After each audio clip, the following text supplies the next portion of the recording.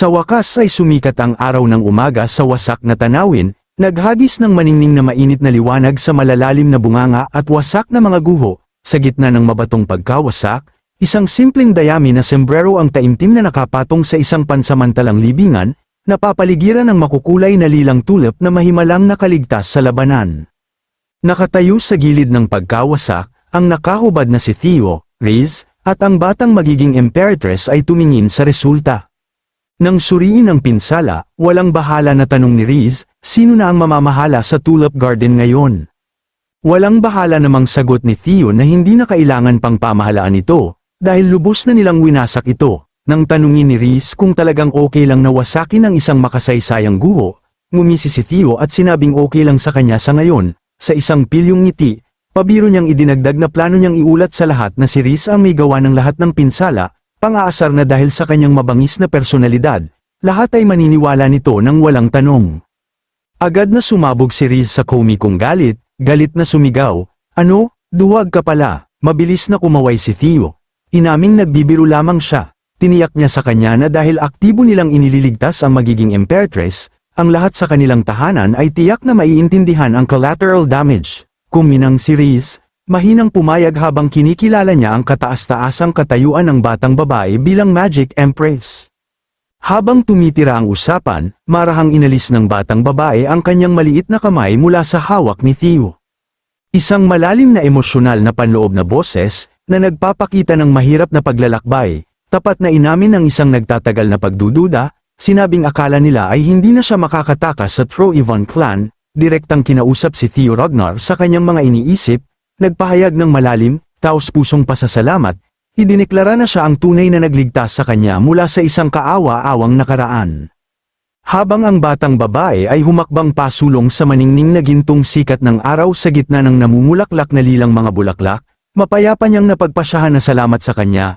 Ang bersyon niya sa mundong ito ay maaaring mabuhay ng medyo mas masaya, tumingala sa batang swordsman ng may malalim na emosyon. Ang kamalayan ng mas matandang Cassandra ay taos-pusong nagpasalamat kay Theo mula sa pinakailalim ng kanyang puso. Nang makita na siya ay tunay na nagpapasalamat, sinamantala ni Theo ang hindi kapani-pani walang bihirang pagkakataon at matapang na nagtanong kung sasabihin niya sa kanya ang eksaktong lokasyon ng maalamat na Imperial Secret Armory. Si Cassandra ay kitang-kitang nagulat sa hindi kapani-pani walang kahilingan, nagtanong kung paano niya nalaman ang tungkol sa gayong lihim na lugar. Ngunit nagpakita ng isang may alam ng ngiti, malabong inihayag ni Theo na kahit papaano ay alam niya ang pag-iral nito. Naniniwala na si Theo lamang ang may kakayahang protektahan ang kanilang mundo mula sa Nameless Sovereign, nagpasya siyang nararapat siyang bigyan ng malaking gantimpala, sinabing dapat niyang bigyan siya ng kahit gaano karaming kayamanan ang kailangan niya. Sa isang mahinang mahikal na haplos sa noo ni Theo, sinimulan niyang direktang ilipat ang napakahalagang kaalaman. Lumaki ang mga mata ni Theo habang ang isang napakalaking baha ng lubos na lihim na impormasyon tungkol sa eksaktong lokasyon ng armory ay marahas na sumugod sa kanyang isipan, ipinaliwanag niya na ang simpleng pag-alam sa lokasyon mismo ay ang ganap na susi sa pag-access sa mga maalamat na kayamanan nito. Hinimok siyang gamitin ito ayon sa kanyang kagustuhan, tinanggap ni Theo ang hindi kapani-pani walang regalo, buong tiwala na nangakong gagamitin ito ng mabuti. Ngunit biglang, ang espiritual na anyo ng mas matandang Cassandra ay nagsimulang mabilis na mag-glitch at kumupas. Isang kumikinang na sistema ang kumislap, nag-anunsyo na ang limitasyon ng oras ay nag-expire at ang koneksyon ng Mind Gate ay opisyal ng tinapos. Habang naghahanda ang Cassandra ng mas matandang timeline na ganap na umalis sa katawan ng batang babae, ginamit niya ang ganap na huling natitira niyang koneksyon upang magsalita ng isang panghuling taos-pusong pakiusap. Nakatitig ng malalim sa kanyang mga mata, ang kumukupas na kamalayan ay desperadong nakiusap kay Theo na pakiusap protektahan ang kinabukasan ng mundong ito bago ang kanyang espiritu ay ganap na naglaho sa hangin, iniwan ng pagod, walang malay na munting Cassandra na lumubog ng ligtas sa sumusuportang mga bisig ni Theo. Hawak ang mapayapang natutulog na munting Cassandra, tumingin si Theo sa labas, mabigat na pinagnilayan ang malalim na iron iyan ng kanyang paglalakbay.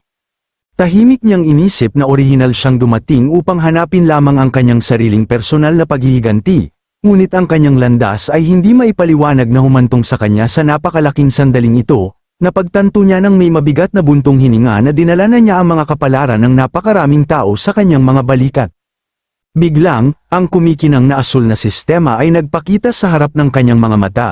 Formal na binabati siya sa matagumpay na pagliligtas kay Cassandra at inanunsyo ang pagkumpleto ng Secret of Time Scenario Quest. Bilang kanyang gantimpala, isang misteryoso, maningning na kumikinang na asul na itlog ang nagpakita, ang tunay na kalikasan, epekto, at mga kinakailangan sa paggamit nito ay ganap na hindi alam. Nakatayo sa tabi ni Theo sa gilid ng kalaliman, ang nakamaskara na itim na dragon ay nakinig ng mabuti habang tinatapos ng batang tagapagmana ang kanyang mabigat na ulat. Kinumpirma ni Theo na ang Troeven clan ay sadyang pinagsamantalahan si Cassandra upang pabilisin ang apokaliptikong pagbaba ng Nameless Sovereign. Nang marinig ito, ang mga mata ng itim na dragon ay lumapit sa mahigpit na pagkabigo. Mabigat niyang inamin na mula sa mismong sandaling ang masamang Holy Demon Church ay naging kasangkot. Dapat nilang inisip ang eksaktong posibilidad na yun. Mapait na kinilala na masyado nilang pinabayaan ang buong sitwasyon. Nakatayo sa gitna ng mga guho, pinuri ng itim na dragon sina Theo at Rhys para sa kanilang mapagpasyang tagumpay. Tahasang sinabi na salamat sa kanilang mga pagsisikap, matagumpay nilang naiwasan ang isang malaking sakuna. Ibinaling ang kanyang focus kay Rhys, tinanong ng itim na dragon ang kanyang presensya sa mausoleum. Itinuro niya na siya ay tiyak na dapat na nakadeploy sa isang ganap na naiibang misyon. Pakiramdam ni Rhys ay awkward sa ilalim ng kanyang pagsisiyasat, hindi komportable na inilayo ang kanyang mga mata. Nahihiyang sinubukang bigyang katwiran ang kanyang mga aksyon sa pamamagitan ng pagtatalo na nagawa pa rin nila ang trabaho. Nagpa siya ang itim na dragon na ay tabi muna ang talakayan, kinikilala na bagamat mahirap humingi ng higit sa kanya pagkatapos ng gayong nakakapagod na labanan, dapat siyang agad na bumalik sa harapang linya. Taimtim niyang inihayag na ang patuloy na labanan ay nagiging mas hindi favorable para sa kanilang mga puwersa, direktang iniuugnay ang lumalalang sitwasyon sa kabaliwan ng Mad Dragon Emperor. Ang panloob na pag-iisip ni Theo ay lumipat upang ilarawan ang kitakot-takot na katotohanan ng larangan ng digmaan. Inilalarawan nito kung paano binuhay ng Troeven clan ang Mad Dragon Emperor at pinakawalan ang kanyang nakakahawang kabaliwan, na mabilis na nagsimulang makahawa at masira ang hanay ng mga puwersang nagtatanggol.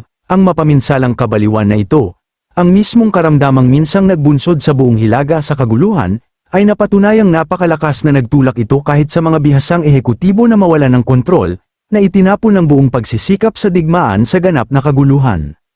Gayunpaman, sa gitna ng malawakang pagpanik at pagbagsak, itinatampok ng pagsasalaysay na mayroong isang angka na hindi nag-atubili. Ang panel ay nag-focus sa isang matatag na figura na may hawak na banner na naglalarawan ng isang oso at isang espada habang pinagninilayan ni Theo ang estratehikong bentahe ng paghiram ng kanilang hindi sumusukong lakas.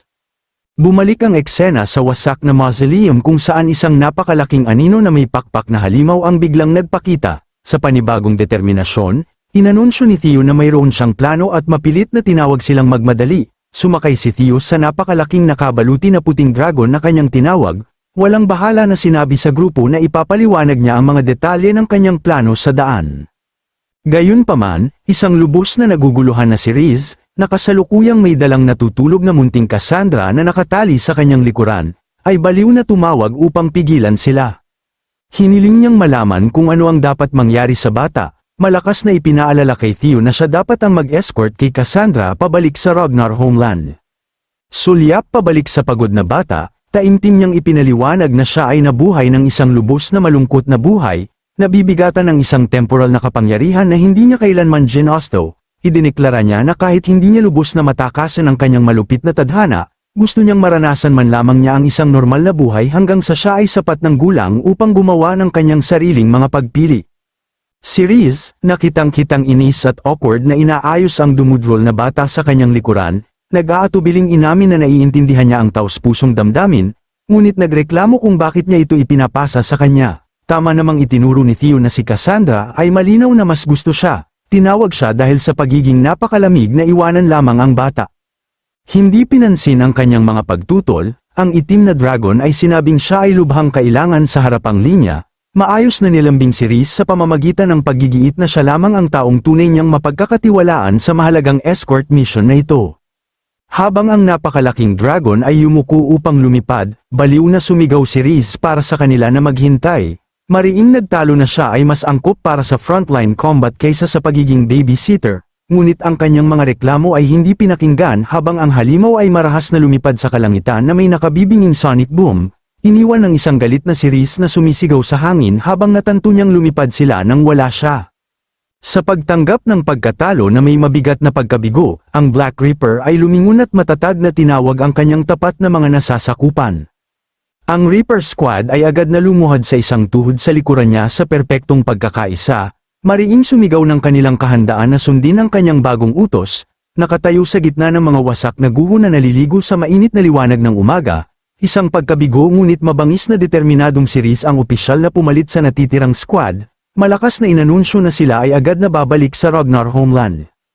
Ang eksena ay pagkatapos ay dramatikong lumipat mula sa mapayapang pagsikat ng araw, bumabagsak sa isang nakakatindig balahibong dugong pulang kalangitan sa gabi. Ang salaysay ay pumutol sa lubos na pinatibay na Troivan clan capital, Ostrava. Ang nakatatakot na arkitektura ng kastilyo ng pinuno ng angkan ay ipinakitang marahas na kumukulo sa isang nakakatakot, kumikislap na madilim na enerhiya na lubos na sumasalamin sa mapaminsalang korupsyon ng Outer God. Mataas sa itaas ng masamang kastilyo, isang uwak ang bumaba sa pulang-pulang kalangitan.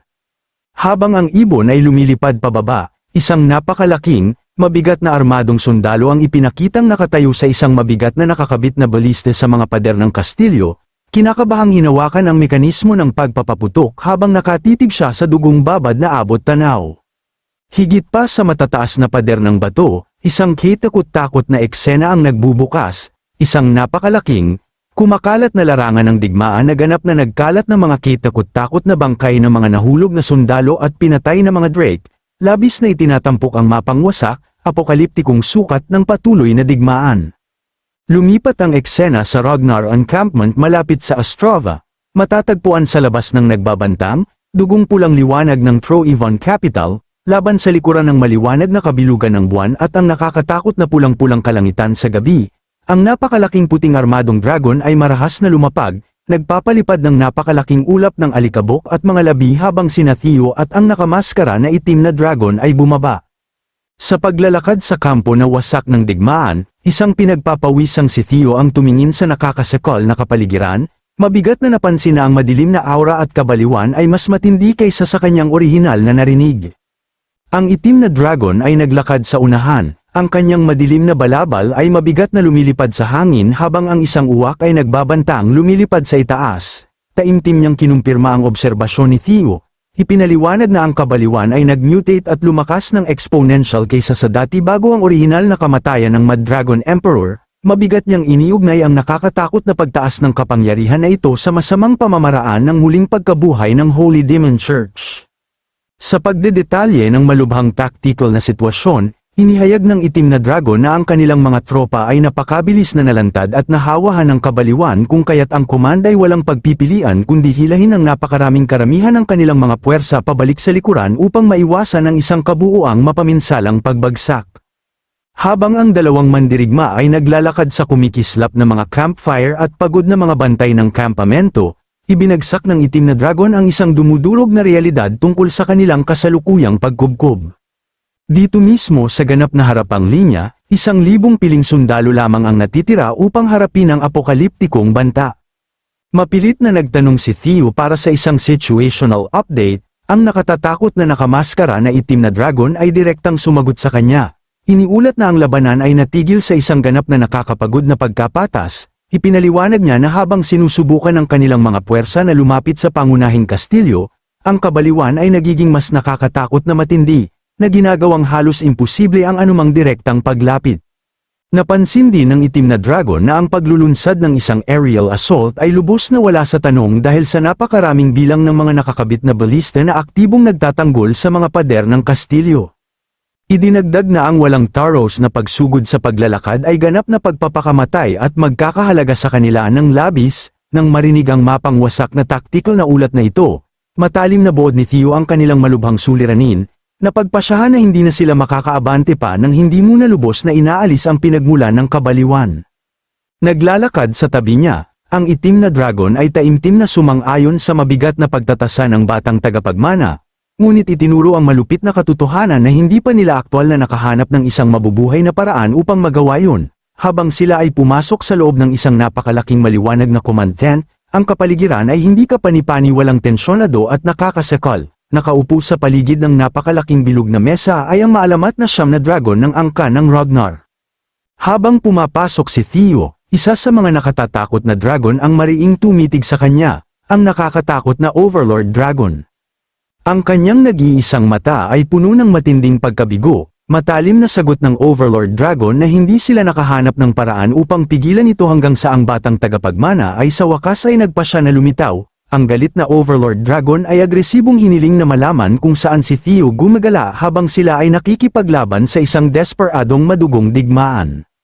Sa tabi niya, isa pang mabigat na nakabaluti na dragon na may makapal na bigite ang napangiwi sa lubos na pagkasuklam, mapait na bamulong tungkol sa kung gaano kawalang isip ang bata. Nakatayong ganap na hindi naapektuhan sa harap ng galit na mga matatanda ng angkan, magalang na humingi ng paumanhin si Theo. Mahina ang ipinaliwanag na siya ay wala lamang ng maikli, ngunit habang humakbang siya at marahas na ibinagsak ang kanyang kamay sa mesa ng command na may nakabibinging kalabog, ang kanyang kilos ay agad na nagbago mula sa paumanhin tungo sa ganap na hindi matitinag na kumpiyansa. Matapang niyang idineklara sa natulalang silid na kapalit ng kanyang maikling pagliban, dinala niya ang ganap na hindi matatawarang paraan upang lubos na tapusin ang buong digmaang ito. Biglang, isang maliwanag na asul na holographic system ang tumunog sa pag-iral sa tabi mismo ng kanyang nakatanim na kamay, opisyal na nag-trigger ng kanyang susunod na napakalaking layunin. Ang kumikinang na prompt ay nag-anunsyo ng pagsisimula ng Scenario Quest number 6 na may masamang pamagat na Completion of Revenge. Ang sukdulang nakakayanig sa mundo na misyon ay malinaw na inilatag sa harap ng batang tagapagmana. Dapat niyang makuha ang True Ivan Clan's Madness Consumed Capital, Astraban, at sa wakas ay makumpleto ang madugong paghihiganti ng kanyang nakaraang buhay.